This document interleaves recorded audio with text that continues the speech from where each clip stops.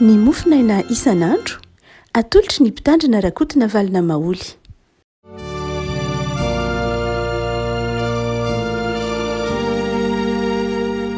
Falmeraba antsika riavako malala tratra ity alakamisy fa 12 volana aprily ity. Ny mofinaina izay voalahatra antsika dia ny Koritianina voalohany toko 10 andiny voalohany ka hatramin'ny fahaky 10. Koritianina voalohany toko 10 andiny voalohany ka hatramin'ny fahaky 10. Fakitsika amin'ny lalan'i Jesosy. Ary ampahafantariko anareo rahalahy ny filazantsara izay nitoriko taminareo sy noraisinareo sady iorenanareo izay amonjenanareo koa raha tananareo tsara arak'izay teny nitoriko taminareo raha tsy niny foana ianareo. Fa natolotra anareo isan'ny zavatra voalohany indrindra ilainy raisiko dia izao: Kristy maty noho ny fahotantsika araka ny soratra masina dia nalevina ary natsangana tamin'ny andro fahatelo araka ny soratra masina. Ary niseho tamin'ny Kefasy izy dia ho tamin'ny 12 lako. Rehefa afaka izany dia niseho tamin'ny rahalahy tsy omby 500 izy, ny ankamaroan'ireny dia mbola velona manaka ankehitriny fa ny sasany efa nodimandry. Rehefa afaka izany dia niseho tamin'ny Jakoby izy, dia tamin'ny apôstôly rehetra ary faran'izy rehetra ao izay toy ny tsy tonga volana aza dia mba nisehony koa. Fa izaho dia ambaly indrindra amin'ny apôstôly ka tsy mendrika atao hoe apôstôly satria efa nanenjika ny fiangonan'Andriamanitra. Fa ny fahasoavan'Andriamanitra natoy izao ary tsy foana ny fahasoavana ato amiko, fa efa niasa fatratra mihoatra noho izy rehetra. Nefa tsy izaho fa ny fahasoavan'Andriamanitra ny anasa tamiko. Koa na izaho na zareo dia arak'izany koa ny fitorianay, arak'izany koa nononareo. Ray masonao manamasinanay amin'ny fahamarinana ny teninao ny fahamarinana. Amen.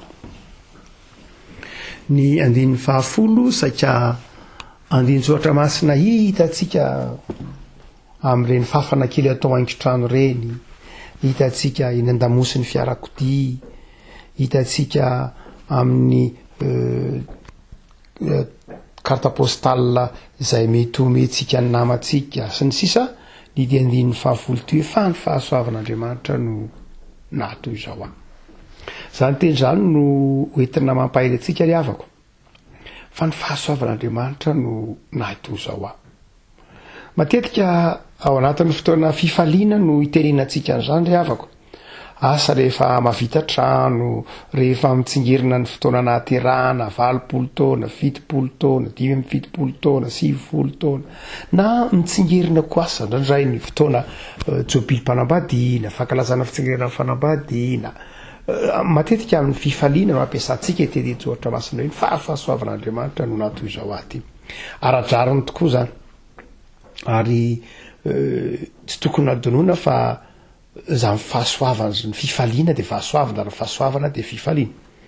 Fa tsy dia amin'izay lafiny izay ihany no dikan'ity teny ity hoe ny fahasoavan'Andriamanitra no natoy izao Fa tena lafiny zavatra manokana izay tsy tokony adonoina mihitsy. Tsy tokony adonointsika ny mahafahasoavana ny fifaliana araka ny voalaza teo, fa afaka miteny hoe fa ny fahasoavan'Andriamanitra natoy izao koa ianao hivelan'izany fitsingerenana na nahazahoana zavatra na fitokanan zavatra zany. Apetrakitsika amin'ny tontolo izay nitenenan'ny Paoly azy aloha ilay asan'ny apôstôly toko 10. Mamaraparana ny taratasy nosoratany ho an'ny Koritianina Paoly eto. Ary tiany Paoly ny ampiorina tsara ny kristianina ao Korinto. Hitantsika tsara fa ny toko farany amin'ity andiny farany amin'ny toko 10 ity dia ny hoe miorena tsara aza miova. Zany hoe efa ao anatin'ny fehiteny ity Koritianina voalohany toko 10 ity. Raha ohatra ka ao anatin'ny fehiteny dia fehiteny manahoana ny tiany Paoly amaranana ilay izy. Zany hoe rehefa nanome fanazavana lafo Paoly momba ny lafiny maha-kristianina ny toko 7, toko 4, ny fitondratena mamendrika ny kristianina, ny tsy tokony ho toetra ny kristianina, ny fiainam-panahy ny kristianina, dia toy ny manazava izy hoe fa nahoana ka itsika no manana izany toetra izany Inona ny tena antony hiaretantsika amin'ny finoana? Inona ny tena antony, inona ny tena dika ny orenantsika amin'ny fitiavana? Inona ny tena antony hikelezantsika aina amin'ny fampiasana ny fanomezam-pahasoavana? inona ny tena lanja ny fitondratena mendrika ananantsika any amin'ny Korintiana fitoko farak 12 sy ny sisa rehetra. De aty amin'ny farany Paoly de manazava ny fiainana mandrakizay, ny fitsanganana ny tenany maty sy ny fiainana mandrakizay. Indraindray everitsika fa ny fiainana kristianina de mijanona amin'ny hoe fahatsaram-piainana eto tany ihany. Raha ohatra ka amba asain'ny soatra masina manaja ny fiainana kristianina itsika, ny fitondratena tsara, manaja ny tsy fantatro ny lanja ny fitiavana de ny tsy tokony ho adinotsika, de satria miandry antsika ny fiainana mandrakizay, miandry antsika ny fitsanganany tenany maty. Rehefa mahita ireny filazana manjo reny tsika indraindray de matetika moa zany de toy izao ny filazana manjo hoe amin'ny finoana ny fitsanganany tenany maty no ampandrenesana ianareo. Zava-dehibe ny finoantsika ny fitsanganany tenany maty. Fa ny Korintiana voalohany toko 10 izay amaranany Paoly na amara-paranany Paoly ny fampianaram-ponony de tsy mijanona eo amin'ny filazana ny fitsanganany tenany maty ihany. Ny fivavahana kristianina tsy hoe mino ny fitsanganany tenany maty ihany, fa mino ny fiainana mandrakizay. Tsy tokony ho adinoina mihitsy fa tsy hoe ny fitsanganany tenany maty ihany akory ny zava-dehibe amin'ny finoantsika, fa indrindra koa ny fiainana mandrakizay. Rehefa ampiana zany, rehefa misy olona fantatrao de azonao toroana izy hoe ao anatin'ny filazana manjoa de teneniny hoe amin'ny finoana ny fitsanganany tenany maty sy ny fiainana mandrakizay no ampandrenesana. Zany hoe ny kristianina de tsy hoe mino ny fitsanganany tenany maty ihany, fa indrindra ny fandovana ny fiainana mandrakizay. Io tena maha-kristianina. Zay mahatonga amin'ny Paoly manazava ny hoe ity mety maty ity de hitsangana, handova ny fiainana mandrakizay. Ary dia hotsika hoe tsy tokony ho adinoina mihitsy izay. Ary fanekepony apostolika de manao an'izany hoe mino ny fitsanganany tenany maty de mino koa ny fiainana mandrakizay. Hotsika manao hoe tiany Paoly zany hamarana ny epistiliny ny fitaomana ny olona hibanjina lay fiainana mandrakizay. Hoe ny fiafarany zao faharetatsika amin'ny finoana zao, ny fiafarany zao fiaretatsika amin'ny finoana zao, ny fiafarany zao faharetatsika amin'ny fitiavana zao, ny fiafarany zao fampiasantsika amin'ny fanomezam-pahasoavatsika amin'ny fitiavana, ny fiafarany zao fangiry firitsika zao aza, de izao fitsanganany tenany maty sy fiainana mandrakizay. Noho zany de fampahirezana ity toko eto am-pelatanantsika ity. Raha mampahery olona mantsy isika rehefa malalaka amin'ny zavatra eto ambonin'ny tany ihany no ampahirizantsika azy de mety tsy ampy zay. Ohatra hoe misy olona tianao ampahirezana androso lavidavitra kokoa amin'ny finoana na amin'ny fiainana na amin'ny fianarana, ka eto an-tany ihany no ampahirezanao azy de tsy feno zay. Fa tsy maintsy ampahirezinao amin'ny zavatra zay tsy ho azony mihitsy izy raha tsy men'Andriamanitra azy. Ampahirezinao amin'ny zavatra zay tsy ho vitany amin'ny fiezahana izy fa omen'Andriamanitra azy izy. Raha tenenao izy manao hoe miezah mafy fa ianao nge azo fitahiny. Toy izy manao ataoko inona moa fitahinako zany efa manana zavatra be eto e. Mety misy olana ao zany. Hoe tsy vola nge tadiaviko e. Fiainana tadiavinao, fiainana mandrakizay. Zay ny ilana ny fampahirezana ny olona. Fiainana kristianina revako de fiainana mitaona ny olona hibanjina ny fiainana mandrakizay. De ilay andininy 10 ary ao anatin'izany tokotany mampitaona antsika hibanjina ny fiainana mandrakizay zany de manao hoe ny fahasoavan'Andriamanitra nato zao fa nato inona? Le fahasoavana iny mazava. Fa nato inona? Fa toy inona ny apôstôly Paoly tamin'ny fotoana io? Toy inona? Inona le fahasoavan'Andriamanitra zay niraisiny Jesosy Kristy tompo? Fa inona le teneniny toy inona toy zao de toy inona izy? Voalohany de zao velona izy. Velona izy. Ny fahavelomana de fahasoavan'Andriamanitra. Indray mantsy rehefa malala ny olona mieritreritra.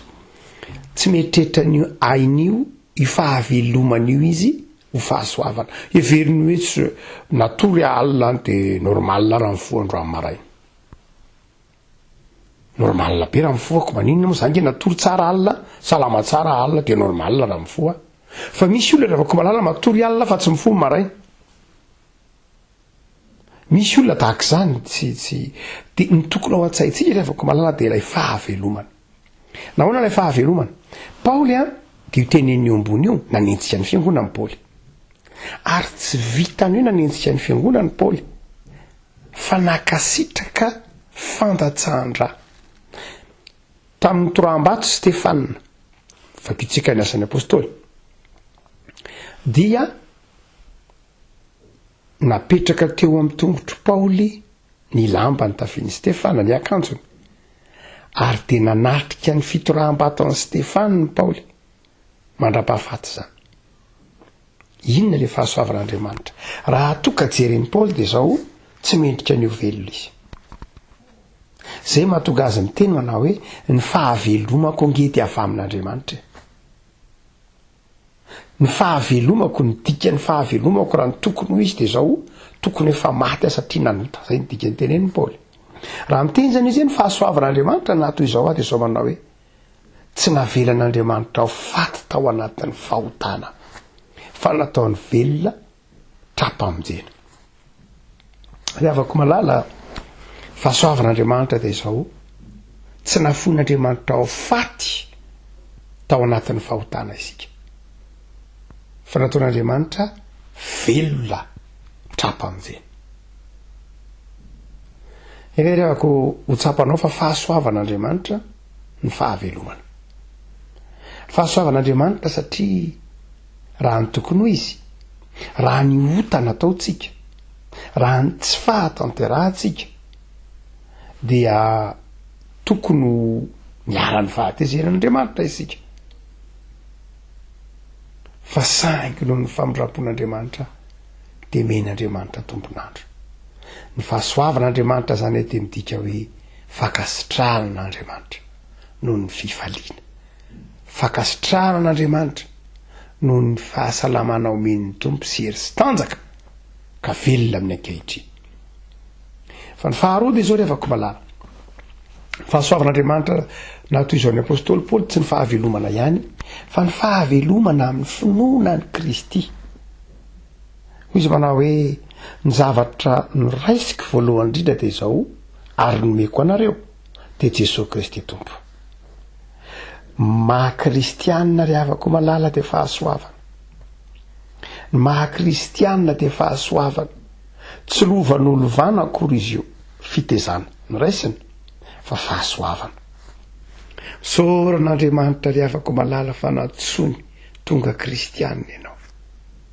hoy Paoly amin'ny Timoty zanany misaotra ny Kristy Jesoa fa nitendreny ka nataony ho amin'ny fanompona havako malala soran'Andriamanitra fa kristianina ianao nataony tompona hafantatra an' Jesosy zanany ianao fa nomezana lehibe avany an-danitra zany hoe nahafantatra an' Jesosy nahafantatra an'Andriamanitra miray aina amin'Andriamanitra aza atao hoe zangeny arazarany raha kristianina ko ndray aman-drenitra kristianina sa tsy ry havako malalo tsy ry havako malalo fitiavan'Andriamanitra ny maha-kristianina anao misy manamaivana ny maha-kristianina azy de aza mba ho isan'izany ry havako malalo fa misaoran'Andriamanitra misaoran'Andriamanitra fa nahafantatra zany Andriamanitra fitiavana